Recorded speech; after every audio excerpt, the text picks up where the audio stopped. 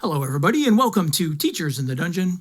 I'm Tom Gross. And I am Dan Ream, back again. Back again in Teachers in the Dungeon. The dungeon is nice and spotless and clean. The weather has been nice. Back to school. They've even let us have a pet. I see that. A sleepy pet over there. Man, if I've seen the eyeballs of that thing once today, that's a lot because those eyes have been closed for quite some time. Yes. So, yeah, speaking of sleepy, that's what our topic does sometimes to me in post. I was going to say. Not at these. We're going to talk about what we've learned. It's part of our series of what we've learned. Mm-hmm. And today is what we've learned about conventions or cons. Yes. As I prepped this, I did feel like, well, we just kind of did this with. So there will be some overlap with our discussion of Gen Con, but I think it's more generalized. Yeah, I'm building off of my Gen Con experience, but I've also been to Star Wars Celebration, which is a massive convention, yes. As well as many Indiana Comic Cons, all the way down to some smaller cons as well. GaryCon, FlatCon, yes. PureCon. So lots to work with. Yes. So to kind of get us in the mood. Yes. We've just got a little introduction here. So I love these. Anticipation, planning. Limited release at 10 a.m. Got to be in line by 8. Crowds. Momentary panic. No, it's fine. This is the right line. Doors open. Happy, frantic crush. I know that guy. Oh, he's gone. Another line to wait in. What's that smell?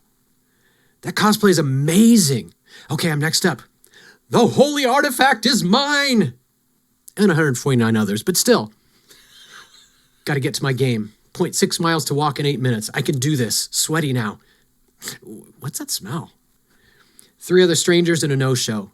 The GM explains the game. What?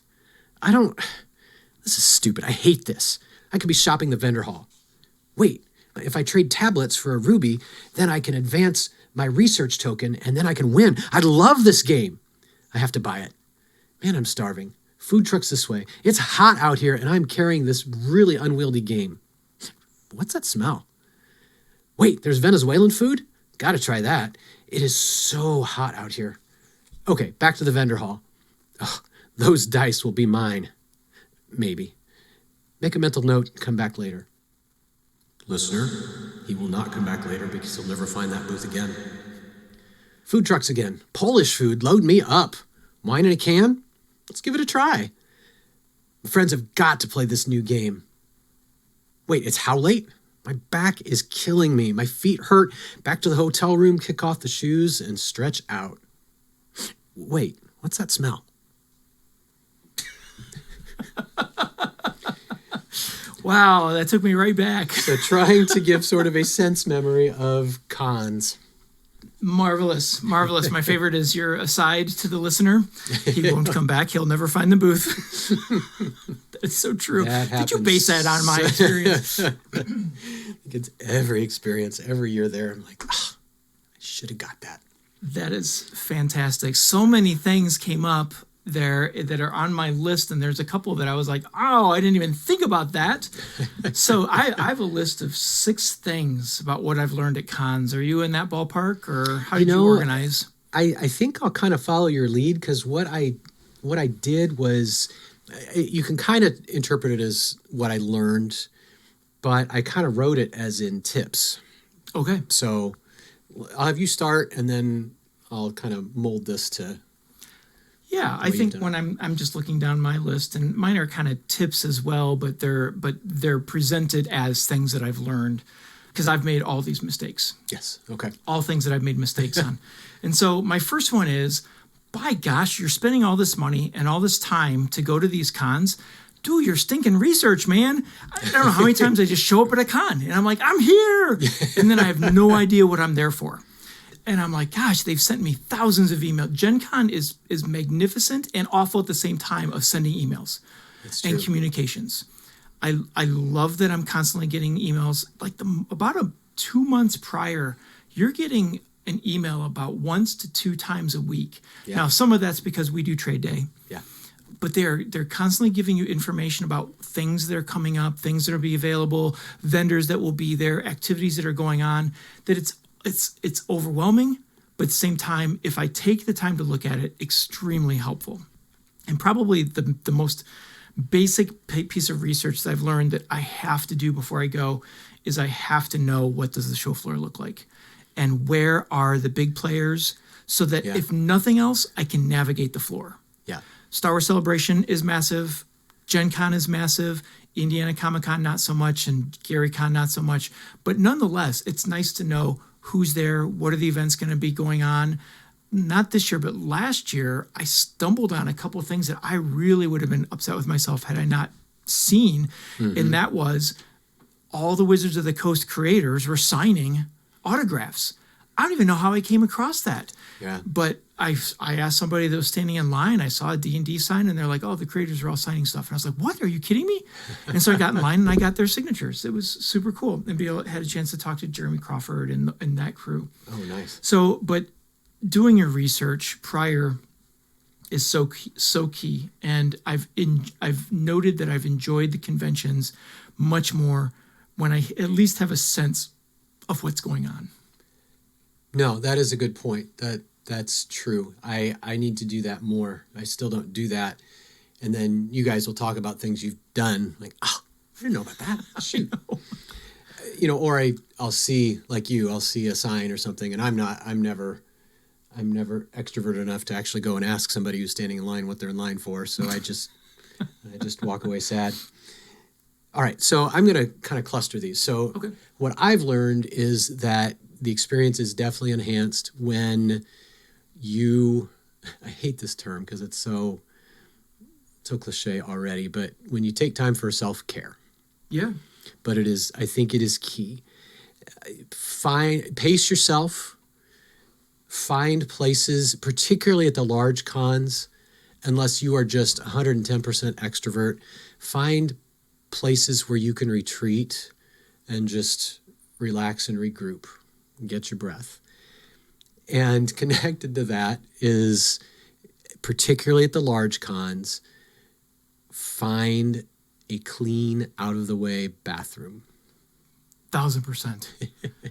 We were talking to our friend Alan that he didn't go to Gen Con this year, but he said something about he had a secret bathroom that was the pardon the pun, the go-to place. But so he was kind enough to reveal to us what it was, where it was. And I mean, that's just one of those secrets of unless you're fortunate enough to have a hotel room that's walkable, you are stuck there for all bodily functions in that space with 70,000 other people.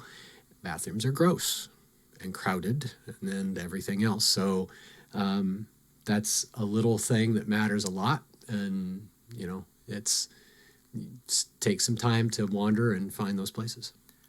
That is so key. And I have to say, I was disappointed this year that I felt like my secret bathroom, I had two of them, I felt like they were not secret anymore. And so but because we had a hotel on site, now it wasn't the most convenient to always get to because of elevators and corridors you had to walk down and things like that.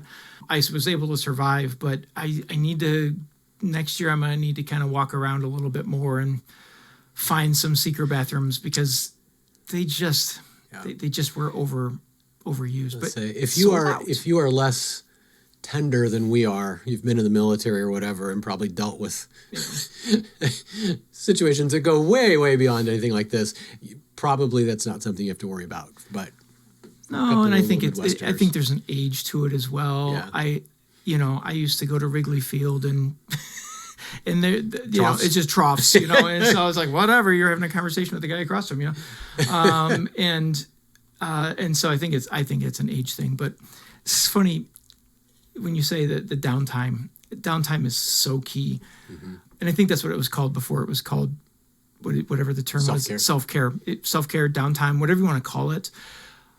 I noticed that. Now, I didn't use it this year because our hotel was on site, but Gen Con has I forget what they call the room, a quiet room. Yeah, they have a quiet room, and I used it last year because we didn't have a hotel on site, and it just wasn't. Price, what reason, and time efficiency. It did not make sense to get an Uber, drive back to the hotel, for 30, 40 minutes, an hour, and then to drive back. No. That just wasn't feasible. So I used that quiet room a few different times to just sort of collect myself. And so definitely taking advantage of those. I know Celebration had those. Gary Con Hotel was basically on site in that situation, so I didn't have to worry about that. But I'm 100% on board with you on that one. Find ways to take care of yourself, because it can be a very long day. Even though you're having a blast, before you know it, you can find yourself a little overwhelmed. Yep. And maybe making bad decisions about what you're eating or drinking, or you're making bad decisions with money to try to, I don't know, for whatever reason. But so I 1000% support all of what you had said there. But that kind of builds into my second one, because I said maybe you're making bad choices about money. And I don't know about anybody else, but at game conventions and Star Wars conventions, and really if I'm at a convention, there's a reason I'm there. And so like my eyeballs are being attracted by every little thing that is in the convention. And so I want to buy everything. So setting a budget, and this goes back to a little bit of the do your research, is I do this last Gen Con, I planned out. I said, these are the core things that I definitely want to walk away with. And if I don't get anything else, I'll be perfectly satisfied with that. Yeah. I had a little bit more budget for other things, but I didn't go crazy. I didn't think, my family might decide otherwise, but I bought the things that I wanted to.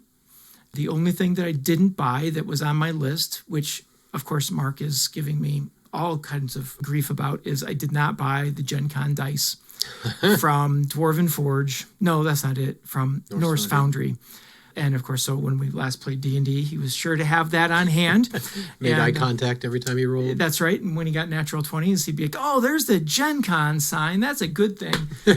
But that's for a future year, provided they have it in future years. But no, setting a budget, I think, is huge. I didn't walk home with a guilty conscience, and I felt good about like how I went about the show floor a little bit better. I knew what I wanted. I went and got it, and then I was done. And then really that Sunday, I had one thing I wanted to buy from just walking around, but then I was able to just kind of walk around and enjoy it. So yeah, setting that budget will do a lot of good for you. The last thing you said there kind of leads into my next one, which is just enjoy the atmosphere of the con. Obviously, the cons I've been to have been heavily skewed toward you're there to play games, right? Demo, buy. But Gen Con in particular, but all the cons I've been to, I realize I enjoy, and this might not be everybody, but I enjoy just wandering and watching and just kind of absorbing the atmosphere. Watching people play demos and then playing myself a little bit maybe. There's tournaments you can join for some of these games that I've done. Signings, that really isn't my thing, but it's fun to see people all excited about them. And as you said, do your research, know who's going to be there, and that can really add to your enjoyment. The live plays, the cosplay, the seminars, there really is something for everybody at most of these cons, and I think it does come down to don't get so single-minded, focused, and don't allow yourself to be disappointed if one thing doesn't pan out. Yeah, that's the whole nerd party that's so fun. Yeah, I'm gonna take a step further than that, and even though this is gonna sound like a rude comment. You and I had talked about it before going, and that is spend some time alone on the floor. Like when you're in a convention with 50 to 70,000 people, it is so hard to walk the floor with somebody or with a group of people. Now, people do it all the time, and those are the people I'm probably a little frustrated with trying to get around because they're taking up the entire aisle and they're having a good time. That's not the problem. It's just that. And so I found, even though I spent quite a bit of time walking around with Adam and time walking around with Mark, those are good times because we were actually looking for games. So it wasn't like just shopping and milling about. We were kind of on the hunt for games to play. and demos. But when I found that it was time to shop, I thought, we'll catch up with you guys later. And then it gave us things to talk about actually afterwards. So I found it very kind of liberating to be able to say to you guys, let's split up. We'll catch up later. Let's meet the food truck, something like that. And then just walk around by ourselves. And the funny thing is, most of the time I'd be like, okay, I've walked around for about an hour. I'm gonna go back to the room for a little bit. And I get there, you guys are there. Get out! But I need some alone time. But no, walking the show floor alone, I think there's a lot to be said about that. Because you get to take the time to sort of see the things that you want to see. You aren't directed away from things. Again, it's not by the fault of the people you're with. They're having a great time. We're having a great time. But sometimes I think I miss things when I'm with others. And so I think it's definitely worth doing that. But like I said, then it gives you things to talk about with your friends afterwards. You can share experience. You're like, oh my gosh, I missed that. Where was that? And then you can kind of make mental note of the things they talk about to sort of save yourself time the next time you hit the show floor to be able to walk around. So walking alone is I think something else I've learned about being at a con that's valuable. I know, like Star Wars Celebration, Corey Clubb and I would walk the show floor quite a bit, but I found that after that, when I would kind of split off, it was nice to kind of go back to things by myself and be able to take a deeper look. Maybe take a little bit more time to look into a display case of miniatures or something like that. Without feeling like you're slowing somebody else down. That's right. That's exactly right. So definitely worth it. All right. My next thing is, again, they do kind of bleed into each other, but try something new. Oh, that's great. When you're at a con, what I've learned is my tendency is to detach, and although I enjoy the atmosphere, then it's too easy to just kind of coast into that's all I do. And I think it's important to go ahead and probably just in life in general. I mean, this isn't really just for cons, but pick one thing that maybe you're not entirely comfortable with, but you're a little intrigued by. The con is a perfect place to give that a try. A type of game you don't know if you're going to like or not. You don't have to buy it. You can demo it and see. Right. A show or an activity. Maybe go ahead and pay and get a ticket to a live play. That's something I would think, I don't know if I'd really like that or not, but try it and just see. And that would extend to the food trucks a bit, although they're a little pricey, so you got to be kind of cautious with that. But it is fun to see, Korean barbecue or Venezuelan food. I don't even know what that would be. Let's see what they've got. So that would be my advice.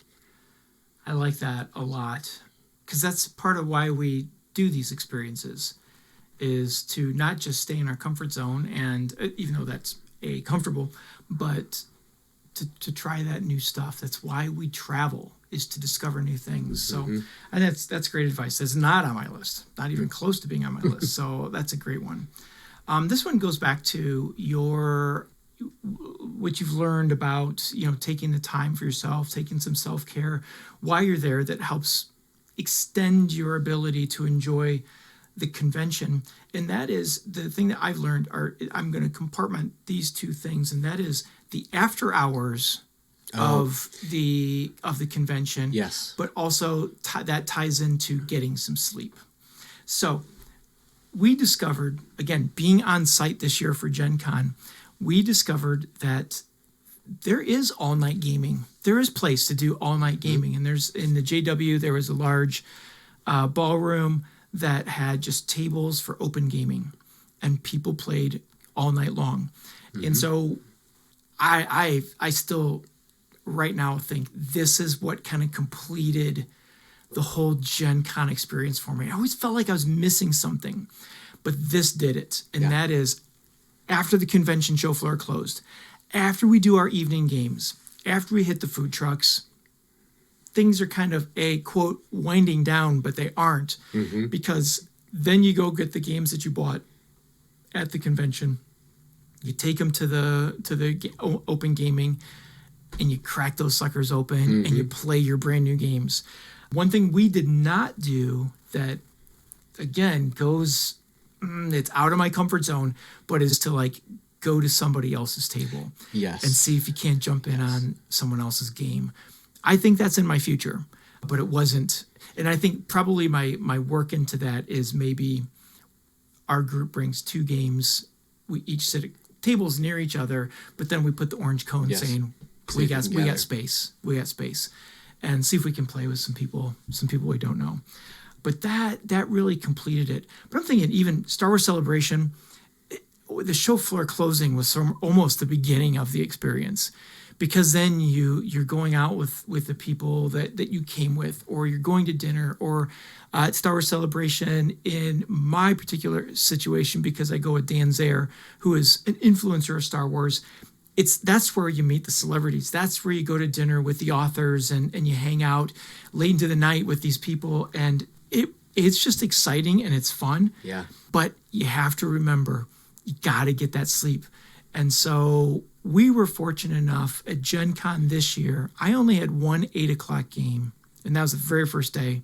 Well, very first convention day, not trade day.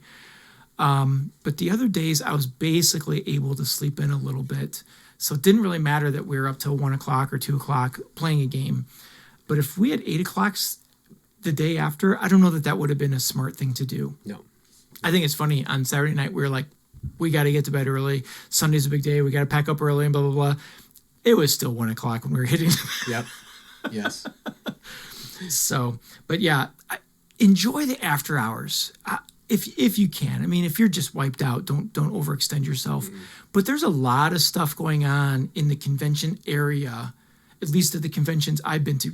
GaryCon is funny because it's not really after the show floor closes, but the show floor is really a minor part of GaryCon. Yeah. But those games go late into the night. Yes. And so I highly recommend don't get your sleep before you come to the convention, because you're gonna be busy. Yep.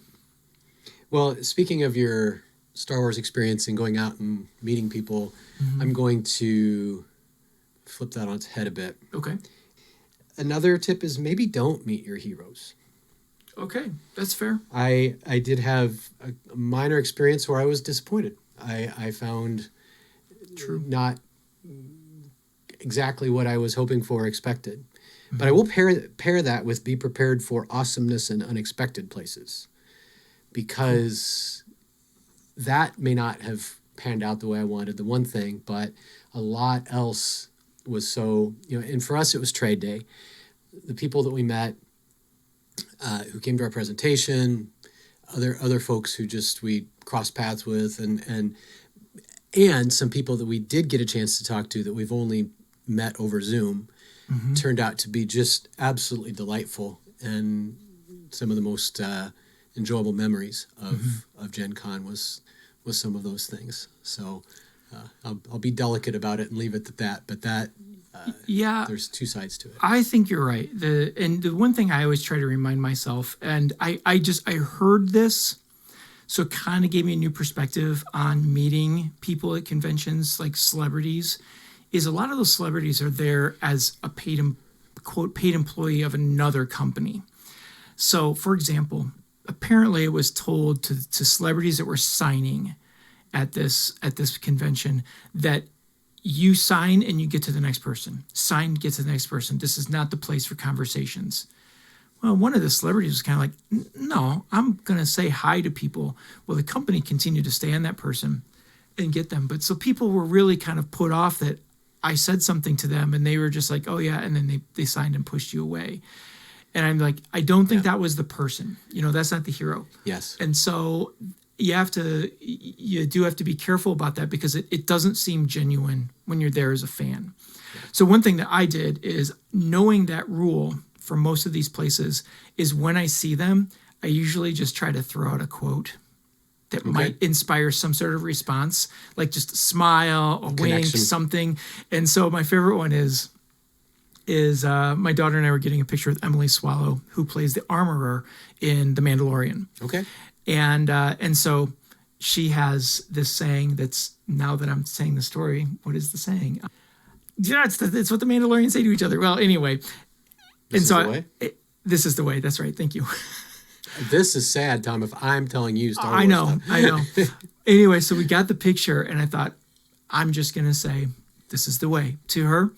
And just that be it. It'll be fun to see whatever her response is. And if it's nothing, well, so be it. We took the picture, and I just turned to her and I said, this is the way. And she kind of looked at me. She like did a double take and she goes, "This is the way," like as the armor. And I'm like, yes. I didn't have to have like a conversation with her.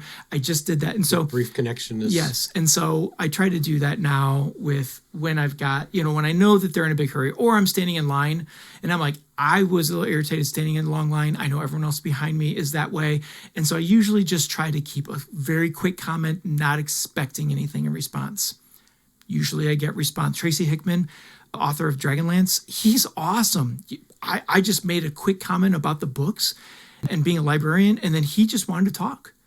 And I was trying to keep it short, but he wanted to share. And Margaret Weiss is a little bit less conversational, but at the same time, she's always been willing to say something. So don't expect too much when you go into those. But yes, I think you're right though.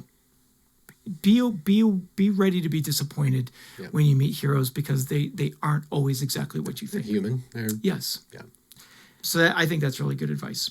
The last thing I have that I've learned about cons is we know the Asmodees, we know the Wizards of the Coast, we know Paizo, but I've learned going to cons is I have almost as much, if not more enjoyment talking to the smalls. Yeah. What I mean by that is the small companies or even some of those people that are independents working their own. And, they don't have massive sales, but they purchase the smallest booth they could possibly get to have a presence, but they want to talk to people. They want to share their stuff. And some of them have really, really cool, unique things. And I think we really benefited from that at GaryCon. GaryCon does a nice job of bringing in a lot of smaller companies. Yes. They're fair. Their space costs must be more reasonable. Yeah. But just taking the time to talk to those people, they're interesting, they're creative, they're talented. And sometimes even if you're not buying stuff from them, I think that they also thrive off of just the interest. Yes. So that they have a validation that what I'm doing is interesting to people, even though I may not be selling my product, people are interested in maybe. And I know from being a small business at one time myself it's the follow-up that a lot of times is what's important. The face-to-face is good because it creates a follow-up. So I think just talking to them is just a lot of fun. And I think it's a good thing to pay attention to when you're at a con. I didn't do such a good job of that this year, but last year I really tried to do that in the Artists Alley, where I thought, I feel for these people just standing, here's my heart and soul on display, and you're just walking by. Right. So tried to stop, ask them. I don't want to be, on the one hand, you don't want to give false hope. Right. But I think they like to talk about what they're doing. And so I'd try to ask, how did you decide that? Or what's your influence? That one is cool. How did you do that? How's your con going? Just to, and again, most of the time I really enjoyed it because I really wanted to know those things too. Yeah. And that is, artists are fascinating to me.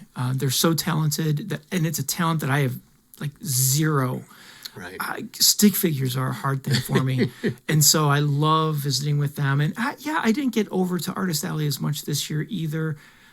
We'd kind of made the observation that there was a certain type of art that was really prevalent and it just wasn't my thing. You could definitely see a shift in style and topic, really. And again, not good, not bad, but it did not strike for us the same way this year. But we had a chance to talk to, our friend Ryan Calhoun. Creating that relationship is a ton of fun because every year we go. Oh gosh. He's walking up the steps to success, and you can see over the years, and that's part of the fun of talking to people of the small businesses, because some of them are super, super ambitious, like Ryan, and every year you see them, you're like, wow, you've so much more, and others are just they're content at the like smooth growth and just wanting to stay, afloat. And it's just fun to see them and see what kind of new products they have. But they're probably going to be what they always are. And that's great. And so I don't know. I just think it's fun talking to those people. And that's the aspect I didn't mention the first time around is creating the relationship with them. Yes.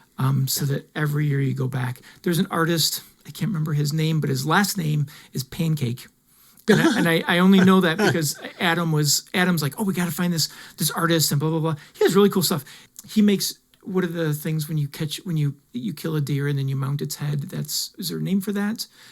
But he has trophy. Yeah, I guess like that. But he has dragons. And so he has like the dragon wall. And Adam's like, you got to see this because this guy does these and they're really good. He goes, I think this would be really cool in Dan's basement. And it would. Shoot, but he does a lot of things like that. But I only remember because his last name is Pancake. But Adam said that last year he saw him and then this year he saw him and like his stuff, he has more stuff and his better stuff. And so that's the cool thing about those companies. You know, the big companies are great. Mm-hmm. You know, the stuff that they release because they've got cool licensing with like Star Trek or Star Wars or Lord of the Rings. Those are great. But the small guys have really, really cool stuff too. And so I try to make sure I spend as much time with small companies as I do the big companies. My last one actually is very, very quick because we've kind of already covered it. But I think the last thing I've learned is to be patient and be kind. It's a massive crowd of people. You're not going to get anywhere faster in the long run if you allow yourself to be frustrated and angry and show that. Right. And I think one thing that impressed me at Gen Con was just the general, and we mentioned this already, there was just a general kindness that seemed to kind of percolate through. People were patient with each other. And, you know, I didn't see any examples of pushing or whatever. I've heard of a couple, but it seems very, very minor. And as we've said, you know, I think it's important. What we've learned is vendors are people too. Yeah. And entertainers, celebrities are people too. Mm-hmm. And don't, you know, and treat them as such. Put yourself in their position and interact with them as you'd want to be. I think that's a really important thing to keep in mind. And it honestly, it kind of just keeps your own spirits higher to be like that and to just enjoy. Yeah. I think that's well said. And it's a great way to finish up the show about what we've learned about cons. I've got a great example of this, and it's just a simple one. And I really made the observation of it here at Gen Con this last couple of weeks. And that is that when you're walking in the main halls, trying to get someplace, seems to be this understanding among the crowd that when someone's in a hurry, there's a reason for it. And everybody understands that reason. Mm-hmm. And so I found when I'm walking quickly and I need to move myself around somebody, everybody is super gracious and they make that space for people that are moving faster. But then when I'm just going someplace and I'm just walking at a casual, or I'm visiting with you or Mark or someone, that when I see people coming that are moving quickly or I sense them behind me, it's just a step to the right and let them zoom by on the left, because they're going to meet somebody. They're going to make a game. They're going to blah, blah, blah. And so I just was so incredibly impressed at how synchronous everyone seems when everybody's not on the same speed. Yeah. You know, and I don't know. I wish we could take that model. Yeah. And it sounds cheesy, but take that model and just expand it across the world. Right. Because you're right. It's not a monoculture. It is an extremely diverse culture, ethnically, socioeconomically, gender-based, very diverse, just all levels, age levels. It's very diverse. For everything from little kids, strollers for that matter. I never saw anybody get cross with somebody who's pushing a stroller through a packed aisle. Nobody's getting mad at them. Whereas I know when I've been at a shopping mall and people were, in a JCPenney or something. Wait, do people still do that? Target, let's go Target. People get really mad at people who have strollers in those situations. Not at Gen Con. Everyone's just like, yeah, it's an inconvenience, but it's not worth saying anything about. You just make it work. You make it work. And so I think that's, when we talk about, Christmas season and the spirit of Christmas, Gen Con season and the spirit of Gen Con. Just be loving and peaceful, and everyone's there for a reason, and just let people have a good time. So I think it was very much a tip type of a show, but it's all stuff that we've learned. I didn't know a lot of these things coming in. Yep. Even though they seem very, very common sense. But some of them are very experienced con type of things. And as we go and we continue to go to cons, I'm sure we'll learn more and more things as we go. If you have something that you've learned at a con that we didn't mention, and you're like, this was really key to my enjoyment at the convention, please share it with us. You can do that on Gmail at teachersinthedungeon@gmail.com, as well as on our social media, Facebook and Instagram, we are Teachers in the Dungeon. On Twitter, we are at Dungeon Teachers. And then, of course, we've got our YouTube page. Check out our shows there with the awesome artwork that Dan's putting on there, some photos from our Gen Cons on there.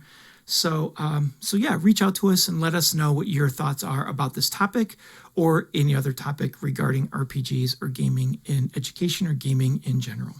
So for Dan, I am Tom, and this is Teachers in the Dungeon. Keep rolling those 20s.